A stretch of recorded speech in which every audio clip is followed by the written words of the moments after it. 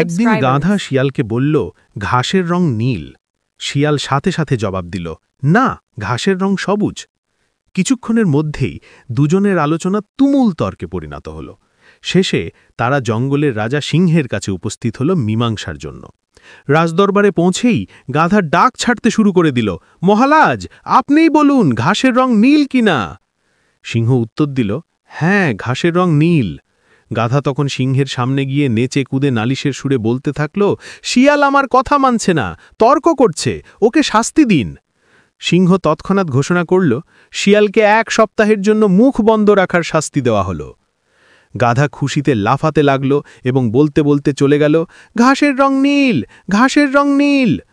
শিয়াল শাস্তি মেনে নিয়ে অনুযোগের সুরে বলল, মহারাজ, আপনি আমাকে শাস্তি দিলেন কেন, যখন ঘাসের রং সত্যিই সবুজ? সিংহ উত্তর দিল, তোমাকে শাস্তি দেওয়ার সাথে ঘাসের রং সবুজ নাকি নীল সেই প্রশ্নের কোনো সম্পর্ক নেই। তোমাকে শাস্তি দিয়েছি কারণ তোমার মতন একটা বুদ্ধিমান ও সাহসী প্রাণী গাধার সাথে তর্ক করে নিজের মেধার অপচয় করেছে এবং এরকম একটা বাজে কারণে আমার কাছে এসে আমার মূল্যবান সময় নষ্ট করেছে।